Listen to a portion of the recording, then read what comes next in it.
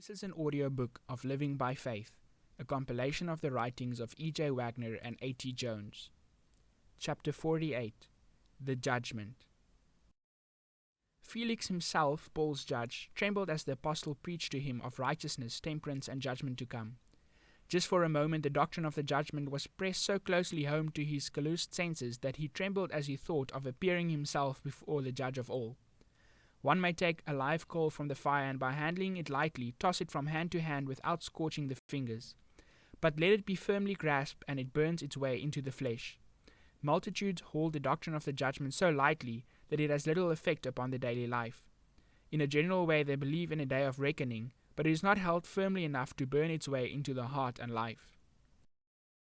Men readily comprehend the truth that the world will be judged. They may even feel the satisfaction which the psalmist expressed when he saw that evil would not always triumph, and that workers of iniquity would not be able to corrupt judgment in the day of God. But our thoughts must bring the matter nearer to ourselves than that. Every one of us shall give account of himself to God, not the world in general merely, and not solely the wicked who have lived in wantonness, but every one of us, not as churches or as families, but singly and alone each one must give the account. The account are kept in heaven's books. What men will say often makes a great difference in this world. People fear to follow the Lord because of the reproach of Christ. But of what value is the record that the world may write when the books of heaven are recording the story of each life? 3 things make up our lives: deeds, words, thoughts. Our deeds.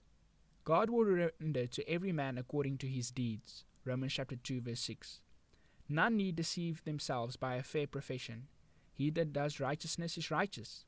The apostle writes of those who profess that they know God, but in works they deny him. Titus chapter 1 verse 16. Not the profession, but the deed determines the destiny of man. Number 2, our words. But I say unto you, that every idle word that men shall speak, they shall give account thereof in the day of judgment. Matthew chapter 12 verse 36. Out of the abundance of the heart the mouth speaks. Therefore it is fair that the life should be judged by the words. Foolish frivolity in the heart will manifest itself in lightness of speech. Vanity within flows forth in great swelling words of vanity. Hatred of God's law and lawlessness within the heart will lead to words against the divine standard of righteousness.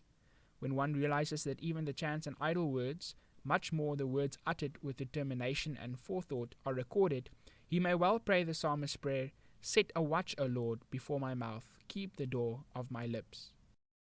Number 3, our thoughts.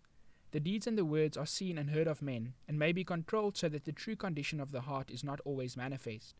But the judgment will not be according to the world's standards.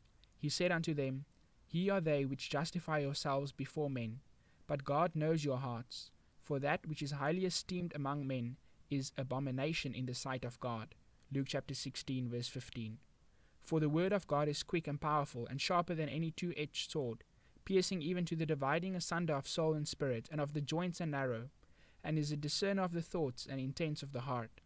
Neither is there any creature that is not manifest in his sight, but all things are naked and open unto the eyes of him with whom we have to do. Hebrews chapter 4 verses 12 and 13. The law of God is spiritual, and by it every secret sin will be revealed. Let us hear the conclusion of the whole matter. Fear God and keep his commandments, for this is the whole duty of man. For God shall bring every work into judgment, with every secret thing, whether it be good or whether it be evil.